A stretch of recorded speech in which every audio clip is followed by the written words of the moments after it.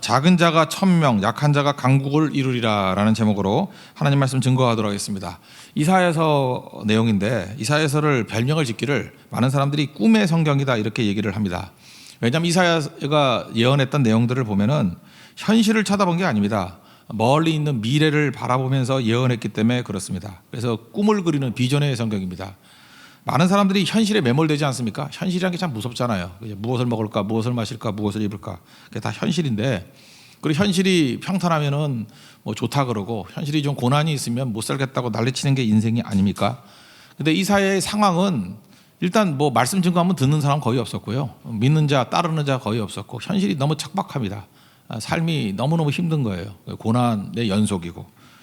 그런데 그는 매몰되지 아니하고 미래를 바라보면서, 약속을 바라보면서 예언했던 선지자라는 것입니다. 그래서 그 꿈을 이룬 사람들에게 이사야서가 중요한 거예요. 예수님도 그래서 좋아했잖아요. 이사야서만큼 인용 많이 된 성경이 없죠. 신명기 다음 뭐 이사야 아닙니까? 그만큼 구약의 복음서라고 말할 정도로 미래를 말씀하고 있습니다. 잠언에도 나오죠. 꿈이 없는 백성 망한다. 우리 한국에서는 뭐 묵시가 없는 백성은 방자에 행한다 이렇게 번역이 돼 있는데, 꿈이 없는 백성은 망합니다. 후손이 다 망해버려요. 어느 한 시대가 꿈을 잃어버리죠. 그럼 그 후손들이 진짜 어려워집니다. 거지돼 버리고요, 어떤 때는 막 끌려가고요, 고난이 임하게 되는 거예요. 그 멍청한 조상 때문에 그래요. 꿈을 잃어버리고 현실에 매몰되는 세대가 한번 있으면 그 다음 세대는 재앙입니다. 그럼 우리가 후손들에게 줄 수 있는 최고의 선물이 뭐냐면, 우리가 꿈의 사람들 되는 거예요. 우리가 이사야의 소망을 품는 사람들 되면은 그때 일어설 수 있다라는 것입니다. 현실은 어떻습니까? 지금 다 현실에 매몰되어 있어요. 모두 다 맨날 오늘 잘 먹자, 오늘 잘 즐기자. 현실에 매몰되어 있는 거, 이게 문제라는 거죠. 모세를 보죠. 모세가 만약 현실에 매몰되어 있었다 그러면 이스라엘의 구원자로 어떻게 설 수 있었겠습니까? 그는 바라봄이 있었고, 그래서 희생이 있는 거죠. 미래를 바라본다는 게 뭐예요? 그게 희생이고 십자가 지는 거 아니겠어요? 바라봄이 있기 때문에. 히브리서 11장 24절 이하에 보니까, 믿음으로 모세는 장성하여 바로의 공주의 아들이라 칭함받기를 거절하고, 그러니까 포기했다는 거죠. 도리어 하나님의 백성과 함께 고난받기를, 잠시 죄악의 낙을 누리는 것보다 더 좋아하고, 그리스도를 위하여 받는 수모를 애굽의 모든 보화보다 더 큰 재물로 여겼으니 이는 상주심을 바라봄이니라. 여러분에도 인생 가운데 바라봄이 있어야 됩니다. 바라봄이 있습니까? 바라봄이 없으면은 이거 천박한 인생이 돼버리고 망하는 인생이 될 수밖에 없다는 것입니다. 바라봄이 있으니까 희생이 가능하고, 바라봄이 있으니까 십자가의 길을 걷는 것이 가능하다는 것입니다. 그 예수님 따를 때도 마찬가지입니다. 이 바라봄이 있을 때, 바라봄이 있는 게 제자들이죠. 오병이어 막 행하니까 사람들이 떡 먹고 좋아서 왔잖아요. 떡 주니까 할렐루야 그랬지 않습니까? 그 다음에 예수님이 요한복음 6장 54절 이하에 보면 좀 힘든 얘기 하죠. 내 살을 먹고 내 피를 마셔야 된다 뭐 이러니까 뭐 어렵도다 그러면서 다시는 따라가지 않죠. 제자들에게 너희도 가려느냐 그랬더니, 생명의 말씀이 있는데 우리가 어딜 갑니까? 결국은 그 바라봄이 있을 때 따라오는 거 아니겠어요? 신앙은 뭐예요? 바라봄이죠. 그 현실에서만 이렇게 안주하면 그게 무슨 신앙이겠어요? 뭐 건강하면 나가 놀고, 병들면 와서 기도하고, 뭐 돈 있을 땐 나가 놀고, 뭐 돈 없으면 또 뭐 달라 그러고 오고, 그게 무슨 믿음이겠어요? 그죠? 이게 바라봄이 있어야 되죠. 현실에게 관계없는 거죠. 여기도 뭐 현실에 문제 있는 사람 없는 사람 다 모이는 거 아니에요? 현실이 중요한 게 아니잖아요. 우리가 현실은 다 다르지만 공통점이 있다 그러면 뭐예요? 미래를 바라봄이 똑같은 거 아니에요? 바라봄이 너무 위대하기 때문에, 너무 영광스럽기 때문에 현실의 문제는 사실 별 차이가 없는 거예요. 그렇지 않습니까? 이게 무슨 차이가 있어요, 이게. 미래의 바라봄이 진짜 영광스럽게 만든다는 것입니다. 이사야서를 해석을 해야 되는데 66장으로 돼 있죠. 뭐 세 부분으로 나눈 사람도 있고 두 부분으로 나눈 사람이 있는데, 일단 두 부분으로 나눌 때 1장부터 39장까지 심판이죠. 이게 1부는 심판. 그리고 두 번째를 또 둘로 나누는 사람이 있어요. 40장부터 55장까지 나누고 56장부터 마지막까지 이렇게 나누는 사람이 있고, 그냥 뭉뚱그려서 하나로 묶는 사람이 있고, 뭐 그냥 간단하게 둘로 나누면은 뭐 신구약 같이 보이잖아요. 39장 대 27장, 66장이니까 신구약하고 똑같이 보이죠. 그러면 그 1장부터 39장의 내용이 뭐예요? 심판이고, 40장부터 66장까지 내용이 무엇입니까? 그게 희망이거든요. 미래거든요. 구원이거든요. 그렇다 그러면 여러분, 이사야서를 이게 구조를 통해서 볼 때 깨달을 수 있는 게 되게 많아요. 심판의 마지막이 뭐냐 하면은, 심판의 마지막 세 장이 그게 히스기야 이야기인 거 아시죠? 히스기야 4장인가요? 히스기야 스토리가 쭉 나와요. 히스기야 뭐 히스기야가 뭐 기도했다, 뭐 어떤 아수르가 포위했던 거에서 이겼다, 뭐 이런 거 나오죠. 또 뭐 죽을 병 걸렸는데 막 기도했더니 살았다, 뭐 15년가 더 살았다, 뭐 이런 거. 그다음에 39장에 가면 뭔지 알아요? 뭐 하나님께서 축복을 많이 부어 주셔가지고 부자가 됐더니 바벨론 사신 왔을 때 막 자랑질하더라. 그래서 하나님께서 뭐라 그래요? 이거 자랑질했던 거 다 빼앗겨가고 네 자손들이 내시가 돼버리고 환관이 돼버리고 뭐 포로로 끌려간다. 그런데도 불구하고 히스기야가 뭐라 그래요? 읽어드릴게요. 39장 8절 보니까 히스기야가 이사야에게 이르되 당신이 이른바 여호와의 말씀이 좋소이다 하고 또 이르되 내 생전에는 평안과 견고함이 있으리라 하니라. 이게 39장의 마무리예요. 그러니까 히스기야 이야기가 뭐 대단한 가치가 있어서가 나온 게 아니라 이 구조를 보면은, 이사야에서 구조를 보면요, 히스기야는 실패한 왕이에요. 심판의 마지막이라고. 그러니까 구원은 있었는데 어디서 끝나는 그 반쪽짜리 신앙이었냐면은 현실 구원만 받은 거예요. 현실의 위협은 아수르였거든요. 현실의 구원, 아수르에서는 기도해서 구원을 받았어요. 그런데 이 또라이 같은 히스기야는 뭐가 없었냐면 미래를 보는 눈이 없었다고, 바라봄이 없었다고. 그래서 심판인 거예요. 절망이죠. 히스기야에게 무슨 소망이 있느냐? 구조로 볼 때 그렇게 해석이 돼야 돼요. 무슨 소망이 있겠느냐? 그래서 진짜 소망이 되는 게 40장 넘어가 보면은, 거기서 뭐 메시아 예언 아니에요. 예수님이 오셔서, 그죠? 길 딸들을 곱게 하고 뭐 구원의 구속주가 오신다는 거 아닙니까? 우리도 마찬가지예요. 꼭 믿긴 믿어도 히스기야 같이 이렇게 실패한 인생이 될 수밖에 없어요. 그건 현실 구원밖에 못 받아요. 아수르의 구원이에요. 근데 장차올 대적이 바벨론이잖아요. 바벨론에겐 판판이 깨져서 끌려가잖아요. 그러니까 이사야서가 우리가 보여주는 거, 그 교훈이에요. 교훈. 현실에 매몰려가지고 현실하면 이사야 39장에 이 정도밖에 안 된다는 거예요. 진짜 중요한 거는 진짜 구원의 40장부터 나오는 얘기들, 이 내용들을 좀 볼 줄 알아야 된다는 것입니다. 핵심은 뭐예요? 예수님이죠. 구속자이신 예수님. 십자가 지신 고난받는 어린 양이신 예수님. 그것들이 쭉 이제 증거가 된다는 것입니다. 그래서 구조를 통해서 보면은 해가 안 될 게 없어요. 이게 뭐 한 장에 들어가서 뭐 자기 마음에 맞는 걸 이렇게 줄긋고 뭐 이것만 해석하면 그거 해석에 어려움이 있어요. 엉뚱하게 해석해서 공격에 빠질 수 있습니다. 구조가 있거든요. 구조가 심판이라는 거예요. 이게 뭐가 심판이냐? 히스기야가 심판이라는 거예요. 그렇게 많은 기도의 능력도 있었고 하나님의 은혜도 맛보고 다 했는데 기껏해야 현실의 아수르의 재앙을 이기는 것밖에 못하는 왕이더라. 하나님이 그렇게 은혜를 주셨는데 그거 아니라고 선지자 보내줬는데도 불구하고 장차 올 바벨론은 어떻게 이기려고 그러냐? 그러므로 지도자가 된다 그러면 적어도 미래를 바라볼 수 있는 바라봄이 있어야 된다. 우리가 다 영적 지도자들 아니에요? 미래의 바라봄이 있어야 된다. 그거를 말하고 있다는 것입니다. 이거 구조를 보면요, 이제 뿌리가 있습니다. 뿌리가 그냥 막 나가는 게 아니에요. 이게 성경 구조를 잘 알고 나가야 되는데 59장 20절을 보시면은요, 그 앞에 여호와의 말씀이니라 구속자가 시온에 임하며, 이 시온이 굉장히 많이 나오는데 시온이 뭘까요? 구속자는 뭐 예수님이라고 보고요. 시온은 그냥 한마디로 하면 교회입니다. 교회. 원래 시온은 예루살렘의 별명이죠. 예루살렘이 다윗이 점령했잖아요. 그래서 다윗성이라고 부르기도 하고, 그것에 하나님의 영광이 임한다 그래서 자이온, 또는 우리 한국말로는 시온, 그죠? 이게 시온이라고 불렀어요. 시온.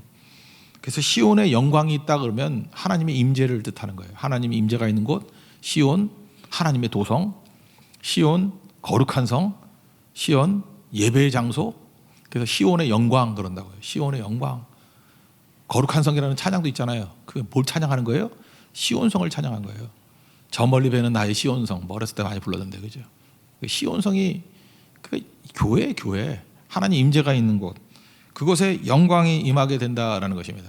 그래서 지금 오늘 성경 본문 60장에 나오는 이 개념은 뭐냐면 하나님의 교회의 영광을 얘기하고 있어요. 교회는 건물이 아니고 사람들인 거 아시죠? 이 사람들, 한 사람 한 사람들에게 이 모든 영광이 임하고 있다.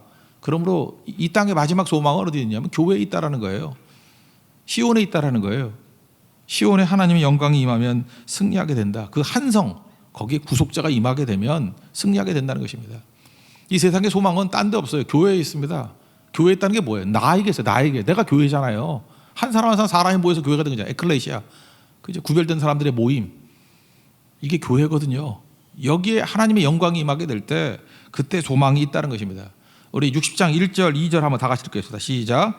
일어나라 빛을 발하라 이는 내 빛이 이르렀고 여호와의 영광이 내 위에 임하였음이라. 보라 어둠이 땅을 덮을 것이며 캄캄함이 만민을 가리려니와 오직 여호와께서 내 위에 임하실 것이며 그의 영광이 내 위에 나타나리니. 그러니까 우리 교회인 우리에게 시온에 하나님의 영광이 임하고 빛이 임한다는 거예요. 그게 소망이라는 거예요. 그죠? 교회 위에 우리 성도 위에 빛이 임하고 하나님 영광이 임하는 거 그게 소망이라는 거예요. 우리가 할 일이 뭐예요? 우리 위에 영광이 임하는 거예요. 우리가 할 일이 뭐예요? 우리 위에 빛이 임하는 거예요. 그럼 거기서 모든 일이 다 이루어지게 된다는 것입니다. 교회의 영광, 시온의 영광 그거 없이 백날 해봐야 소용이 없다라는 거죠. 그럼 어떤 일이 벌어져요?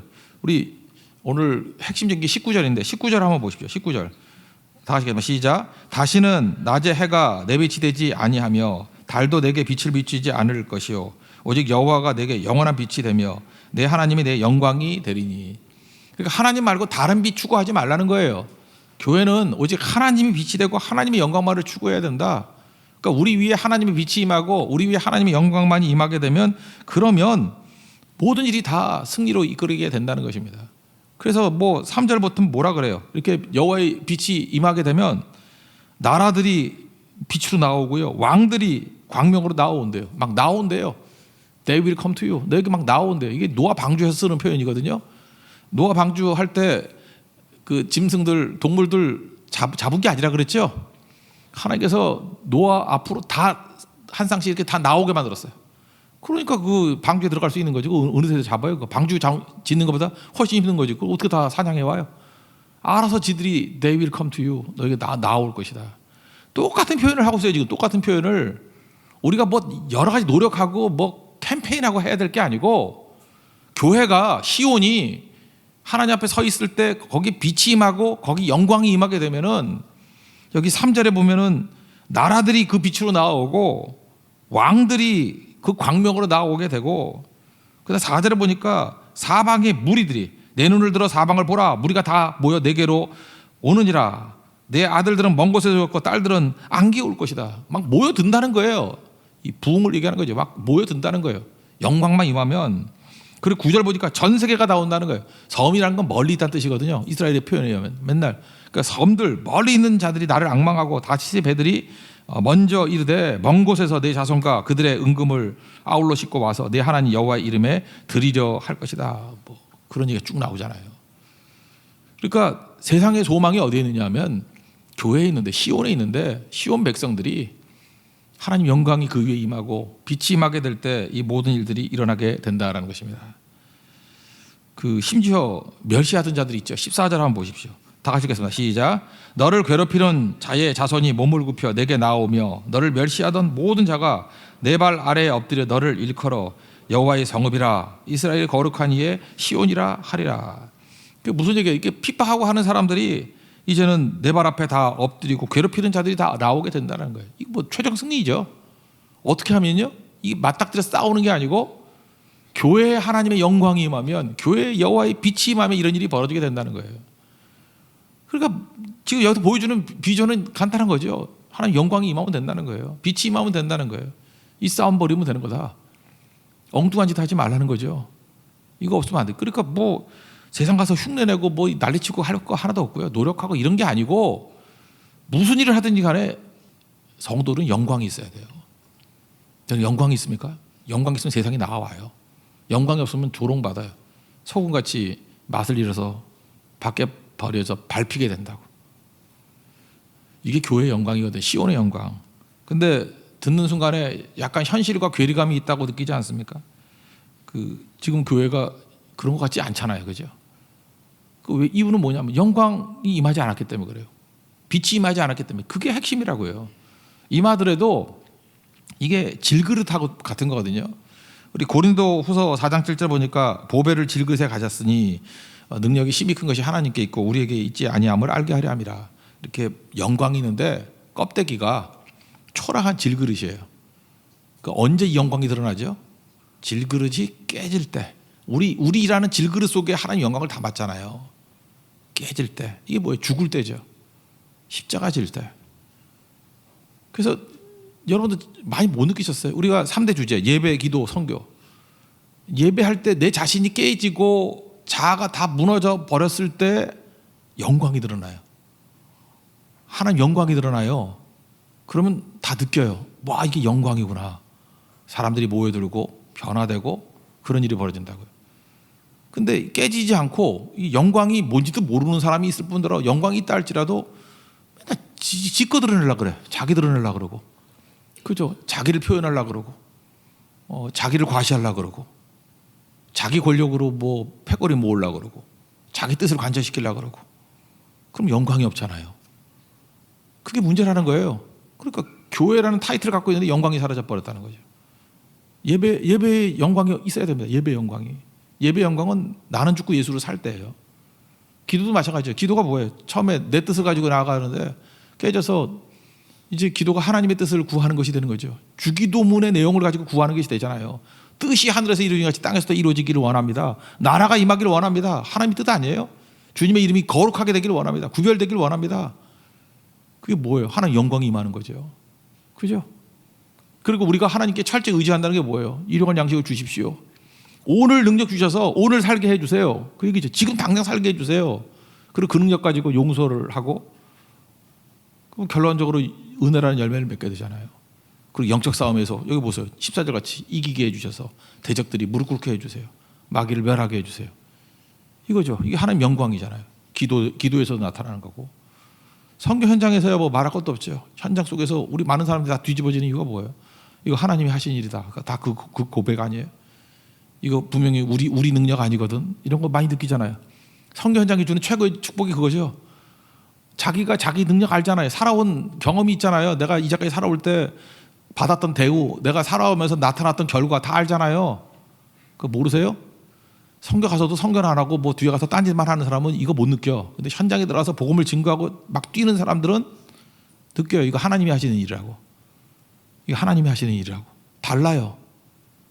그게 영광이에요. 영광. 그래서 영광 체험이 필요합니다. 영광 경험. 빛이 임하는 경험. 빛이 나는 체험. 그러면 시간이 가면 갈수록 이제 알거든요. 인간을 드러내면 드러낼수록 힘이 없어지고 나는 깨지고 하나님 영광이 드러날수록 강력한 것이 된다는 걸 깨닫게 돼요. 이게 이사야 60장이거든요. 하나님의 교회에 영광이 임해야 된다고. 특별히 22절에 보니까 여기 약한 자들이라는 표현 많이 쓰잖아요. 22절에 다 같이 한번 읽겠습니다. 시작. 그 작은 자가 1000명을 이루겠고 그 약한 자가 강국을 이룰 것이라. 때가 되면 나 여호와가 속히 이루리라. 여기 작은 자라는 표현이 나오고 약한 자라는 표현이 나오잖아요. 작은 자가 1000명을 이루고 작은 자가 그러니까 뭐 한두 명밖에 안 되는 게 1000명 된다. 1000배죠. 1000배. 그다음에 약한 자가 강국을 이룰 것이래요. 그러니까 이거 의미는 뭐예요? 하나님의 교회는 약한 자들이 모인다는 거예요. 작은 자들이 모인다는 거예요. 작은 자들의 모임, 약한 자들의 모임. BTS 노래 같네. 예, 작은 자들의 모임에 작은 자들. 그다음에 약한 자들의 모임. 일단 약한 자라는 것을 알 수 있는 것들이 이게 이런 의미가 있는 것 같아요. 세 가지를 볼 수 있는데 첫째는 성도들을 보면요, 실제로 약해요. 교회 이렇게 보면 실제로 약해요. 저도 이제 목회를 해보니까 강한 자들은 교회 잘 안 와요. 진짜 예배 잘 안 드려요. 잘 보면요, 강한 자 중에서도 너 뭐냐 그러면 크리스찬입니다 그러는데 그렇게 썩 예배 잘 안 드려. 아주 강한 자 이런 사람이 나는 장관급이 나 선교 가는 거 잘 못 봤어.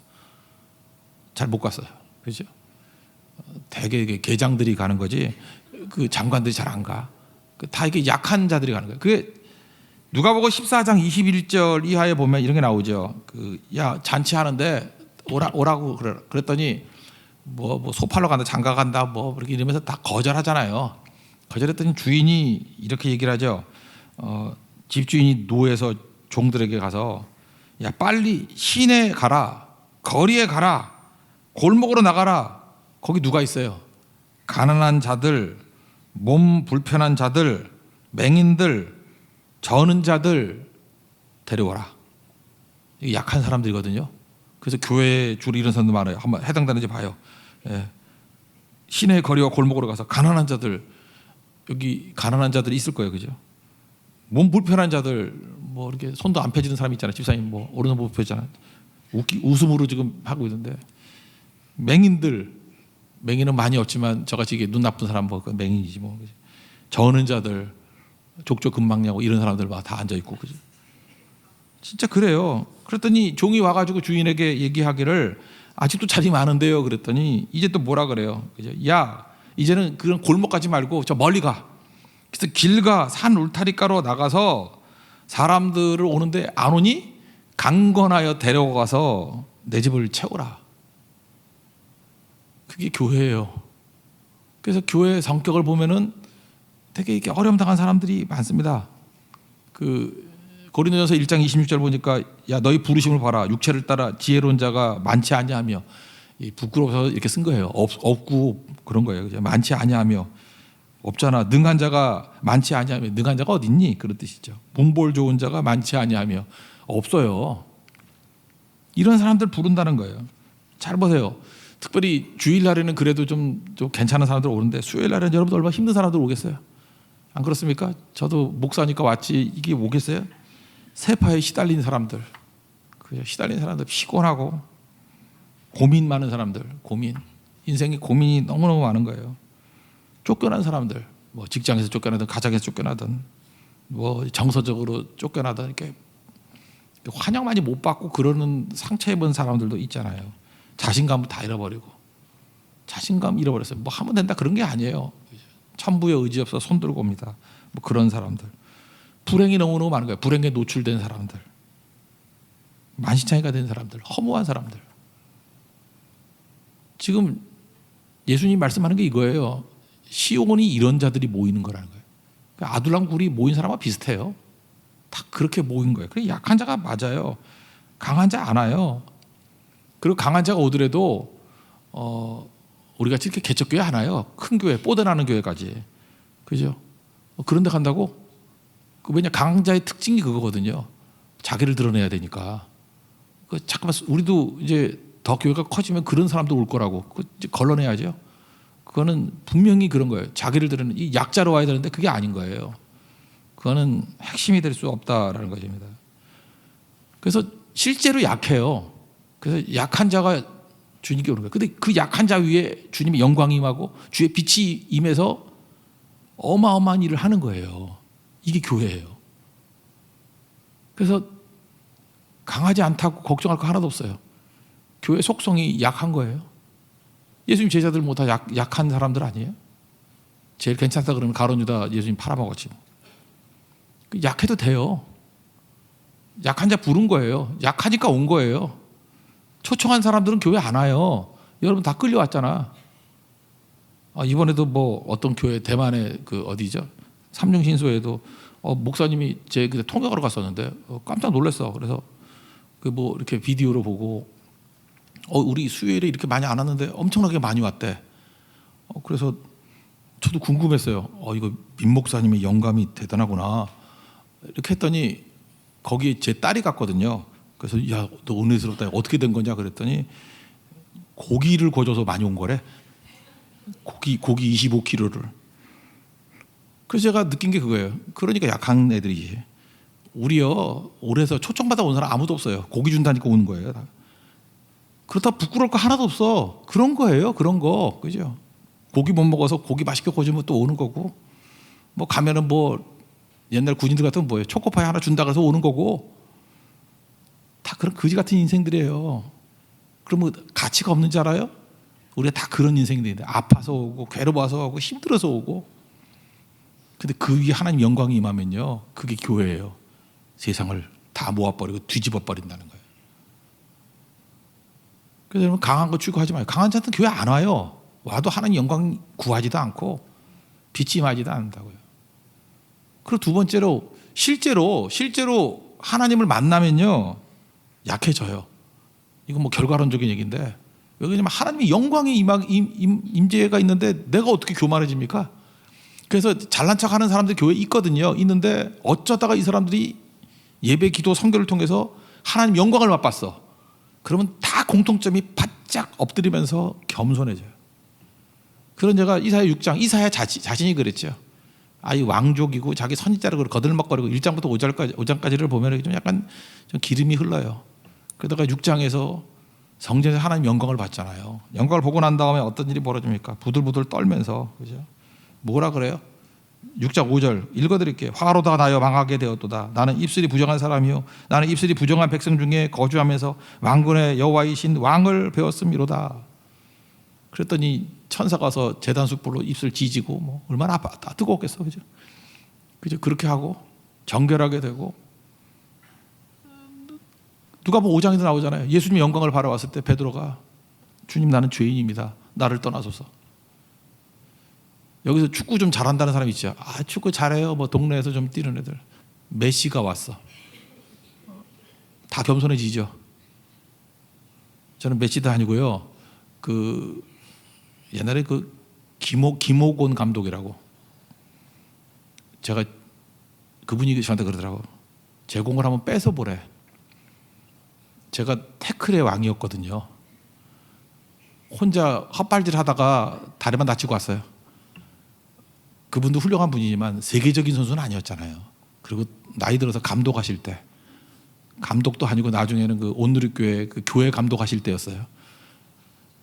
못 뵙겠더라고. 아시겠죠? 무슨 얘기인지. 진짜 영광, 큰 영광, 하나님의 영광 앞에 서 있게 되면 누구나 다 약한 자라는 걸 인정하게 돼 있어요. 첫 번째 진짜 약하고요. 두 번째 하나님의 영광을 맛본 사람은 다 약한 자가 되는 거예요. 우리 가운데 뭐 대단한 사람이 있겠어요. 그리고 세 번째로 세상 사람들이 우리를 약하게 봐요. 우리 다 세상 사람들이 전도할 때 못 느껴요? 전도하면요, 우리 기독교 이미지가 뭔지 알아요? 예수 믿는 사람 이미지가 뭔지 알아요? 저도 과거에 초창기 때는 뭐 현장에 나가서 전도 더 많이 했죠. 뭐 제일 많이 들어왔던 게 이거야. 뭐 우리가 전도를 하려고 그러면 좀 나이 들어서 간대. 그 얘기는 뭐죠? 젊었는데 미쳤다고 교회를 가니? 이런 거죠. 나이 들어서 뭐 적적하고 그럴 때 교회 가겠다. 그러니까 교회 이미지가 뭐예요? 우리 교회는 좀 덜하지만 이렇게 나이 들어서 갈 곳 없는 분들이 오는 곳, 이런 이미지가 있어요. 또가 뭔지 알아요? 교회 예배 가자 그러면, 예수님 믿자 그러면, 요즘 바빠가지고요. 그러니까 뒤집어 얘기하면 뭐죠? 정말 한가한 애들, 실업자들이랑 가는 게 교회라고 생각해요. 할 일 없는 애들. 세상 이미지가 그래요. 바쁘니까 나같이 바쁘고 유능한 사람이 거기 왜 가니? 그런 뜻이에요. 실업자나 가는 거지. 그게 세상 이미지예요. 그다음 또 이런 사람이 있어요. 어떤 그 여자분이었는데, 저는 문제가 없는데요. 그래요. 교회 가자는데 문제가 없대. 저는 별 문제가 없는데요. 그럼 그의 말 속에 뭐가 숨겨져 있어요? 교회는 다 문제투성이 있고 불행한 사람들만 오는 데인지 알아? 자기 문제 없으니까 안 온대. 그러니까 교회는 문제투성이 사람 같이, 교회 간다 그러면 문제 있는 사람 같이 보인다고요. 그 다음에 또 이런 사람이 있어요. 저 아직 건강한데요. 병들면 가겠다는 거예요. 병들면. 이 세상 이미지가 다 이런 이미지라고요. 그죠? 이게 왜 그렇습니까? 겉으로 볼 때에 그렇게 보는 거예요. 근데 실제로 빛이 임하게 되면 우리는 속에 사실은 엄청난 능력이 있는 거죠. 그러니까 지금 오늘 이사야 60장에서 붙들어야 될 게 뭐냐면은, 시온의 영광, 교회의 영광이 뭐냐? 이렇게 진짜도 약하고 하나님 영광을 바라보고 난 다음에 약한 자라고 느끼는 자들이 모인 게 교회고, 그리고 세상 사람들이 볼 때도 너무나도 감사하게 우리를 약한 자로 봐줘요. 그죠? 그래서 자타가 공인하는 약한 자들이야, 우리는. 그게 22절 얘기예요. 작은 자에게 1000명이 모여들고 약한 자가 강국이 된다는 거예요. 언제요? 하나님의 빛이 임하고 영광이 임하게 될 때. 이거 강조하는 거예요. 그렇게 될 때 지금 뭐 쭉 설명이 나오는데, 뭐 사람들이 모여들고 왕들이 모여들고 먼 배들이 오고 뭐 핍박하는 사람도 굴복하고, 그 다음 얘기는 뭐 그것 읽어서 뭐 더 따질 것도 없죠. 그냥 엄청난 일들이 벌어진다는 거예요. 우리가 원하는 모든 일들이 다 벌어진다는 거예요. 이런 대단한 승리가 임하게 된다는 거예요. 한 가지, 약한 자 위에 영광만 임하면, 약한 자 위에 빛만 임하면 이런 일들이 벌어지게 된다는 거예요. 그러니까 우리가 해야 될 일이 뭐예요? 교회 영광을 구해야 됩니다. 다시 한번 묻습니다. 여러분 크리스찬들이죠. 영광이 있습니까? 영광이 있냐고요? 그래, 영광이 있어요. 말씀을 드리니까 우리의 영광이 있어요. 근데 왜 드러나지 않죠? 이 질그릇 안에 담아놨는데 깨지지 않으니까. 내 안에 정말 살아계신 하나님의 영광이 있다는 걸 느낄 때, 그럼 문제는 뭐냐면 내가 깨져야 돼요. 쨍그랑하고 깨질 때 영광이 드러나는 거고, 예배 때마다 하나님의 영광의 임재가 임하기를 원합니다. 그리고 가는 곳마다 우리가 주님의 영광을 구하는 거예요. 영광, 영광, 영광. 영광 외에는 없어요. 영광. 그때 능력이 나타나요. 여러분 가정에, 우리 크리스찬 가정들 아니에요. 거기 영광이 있습니까? 그냥 우리 물어볼 때 그거 영광을 물어봐야 돼요. 요즘에 남녀지간에도 뭐 이제 결혼을 앞두고 이렇게 배우자 찾고 막 그러대요. 그 뭘 찾아요? 쪼다 같은 놈이 맨날 무슨 얼굴 예쁘냐, 뭐 날씬하냐, 나이가 어리냐, 이런 거나 보지. 그 여자를 딱 봤더니 영광이 있나? 그걸 봐야 돼요. 영광이 있나? 영광을 봐야 돼요. 어떤 교회 오빠 최고가인지 알아요? 영광이 있는 오빠예요. 영광. 그 안에 영광이 있느냐? 하나님의 임재가 있느냐? 그게 살리는 거죠. 그게 대단한 능력이라는 거예요. 영광이 있는지 없는지는 어떻게 하느냐 하면요, 이게 좀 영적 상태가 안 좋은 귀신이나 마귀 새끼들이 있을 때 좀 끌고 가면 금방 알아요. 영적 싸움으로 끌고 가면 돼. 영광이 있는 사람들은요, 이렇게 현장에 딱 가면, 영적 싸움이 있는 현장에 딱 가면 능력이 딱 드러나요. 뭐 이런 거죠. 이렇게 교인들이 모여가지고 밤낮 여기서 이제 올망졸망 모여 있으면 잘 몰라요. 다 크리스찬들이기 때문에. 근데 뭐 설교를 해도 그렇고, 뭐 기도를 시켜도 그렇고, 전도를 해도 그렇고, 뭐 찬양을 해도 그렇고, 이렇게 불신자들이나 뭐 대적하는 분들 앞에 딱 서잖아요. 그리고 영광이 없는 사람들은 입도 벌어지지 않아. 입도. 그리고 조롱당해. 반면 영광이 임하게 되면은 압도해요. 압도해요. 이게 사도행전 19장에 보면은 고린도에서 사도 바울이 막 병자 고치고 막 그런 게 있죠. 19장 12절 보니까 심지어 사람들이 바울의 몸에서 손수건이나 앞치마를 가져다가 병든 사람에게 얹으면 그 병이 떠나고 악귀도 나가더라. 그러니까 바울 위에 영광이 임했죠. 교회 시온의 영광이 임한 거예요. 그랬더니 악한 귀신들이 다 쫓겨나고 병들이 낫고 막 그랬어요. 이게 일종의 나타나는 현상이에요. 이에 돌아다니며 마술하는 어떤 유대인들이 시험 삼아 악긴 들린 자들에게 이렇게 해서 주 예수의 이름을 불러 말하되 내가 그 바울이 전파하는 예수를 의지하여 너에게 명하노라 그랬다라는 거예요. 그 중에 유대 제사장 스게와와 7 아들, 그러니까 총 8명이 이따위 짓을 하고 다녔다는 거예요. 영광도 없으면서 흉내내고 있어요. 여기 보니까 이름은 제사장이에요. 그럴듯하죠? 타이틀은 그럴듯해. 스게와와 7 아들, 제사장과 그의 아들들. 그래서 이렇게 겉모양 가지고 뭘 했다고. 그랬더니 악귀가 대답하여 이르되 내가 예수도 알고 바울도 알거니와 너는 누구냐? 그래서 귀신이 악귀가 달려들어서 눌렀대요. 이거 재밌어 그러잖아요. 막 깔아 눌러가지고 헤드락하고 막 누르고. 그랬더니 얼마나 겁이 났는지 옷 벗고 도망쳤대. 하나님이 참 유머러스 하신 분이죠. 그냥 옷 벗고. 지금도요, 여러분들 교회가 영광이 임하는 교회가 되려고 그러면요, 이 어중이 떠중이들 그냥 얼쩡대는 것들이 있으면 다 현장으로 끌고 나가면 돼. 그럼 그래. 예수도 알고 바울도 하는데 넌 누구냐? 그래서 다 작살나. 그런 것들은 영적 싸움을 부딪혀야죠. 그러니까 맨날 피하지. 안 나가려고 그러고 안 부딪히려고 그러고. 부딪혀야 돼요. 그러면 예수도 알고 바울도 하는데 넌 더 무섭네 이렇게 나가야죠. 넌 누구냐 이게 아니죠. 그래서 교회는 계속 부딪혀야 돼. 계속 부딪히는 거예요. 영적 전선에 나갈 줄 알고. 여러분 현장 현장에 나가 보십시오. 이게 하나님의 영광의 임재가 있지 않고는 단 1시간도 못 버텨요. 눌리는 게 있거든요. 욕이나 먹고 오고. 근데 핍박을 당해도 이김이 있고요. 사람들이 몰려듦이 있고 변화됨이 있다는 거예요. 여러분 이제 제주선교 앞두고 있지 않습니까? 우리 6장 이 비전이 우리 비전이 되기를 원하지 않습니까? 그죠? 다 이게 넘어가고 사람들이 변화되고 주께로 나오는 거죠. 우리를 통해서 구원받는, 사실 뭐 이게 외적인 것보다 더 중요한 게 뭐예요? 영혼들이 구원받고 주께로 돌아오는 것보다 더 큰 영광이 어디 있겠습니까? 우리 61장 그 다음 한번 보세요. 어떤 일이 보세요? 1절과 2절 61장 다 같이 한번 읽어봅시다. 1절과 2절 시작. 주 여호와의 영이 내게 내리셨으니 이는 여호와께서 내게 기름을 부으사 가난한 자에게 아름다운 소식을 전하게 하려 하심이라. 나를 보내사 마음이 상한 자를 고치며 포로된 자에게 자유를, 갇힌 자에게 노임을 선포하며 여호와의 은혜의 해와 우리 하나님의 보복의 날을 선포하여 모든 슬픈 자를 위로하되. 쭉 나오잖아요. 이 영광이 임한 사람, 빛이 임한 사람들이 나갔을 때 61장에 막 이런 어마어마한 일들이 벌어지게 된다는 거예요. 물론 고난도 있습니다. 제가 고난 총량 불별의 법칙 얘기를 했죠. 인생의 고난이라는 게 사실은 양이 다 똑같은 것 같아요. 그렇다고 우리가 무슨 고난을 당해야 돼요? 예수를 위한 고난, 복음을 위한 고난을 당하면 그거만큼 영광이 어디 있겠습니까? 여러분, 세상 맨날 더럽다 그러지 마십시오.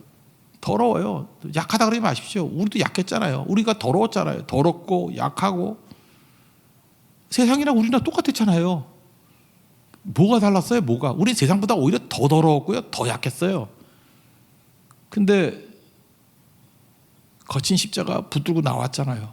우리 죄를 씻어주시고 우리를 용서해 주시고 우리에게 영광의 임재가 있고 빛의 임재가 있으니까 세상을 구원하는 소망이 돼버리잖아요.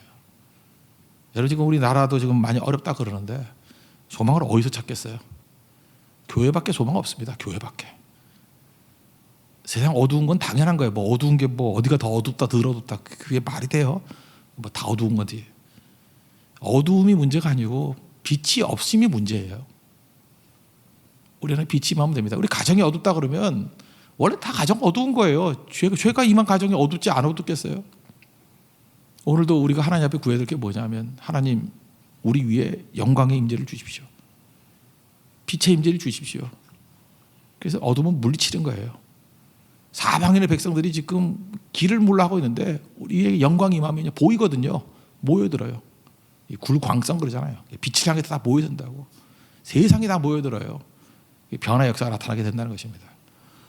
오늘 우리 교회에 영광이 많은 교회, 시온의 영광이 있는 교회가 되게 해달라 기도하시고, 우리 성도가 교회라니까 내 위에 하나님 영광과 빛이 임하게 해 주십시오.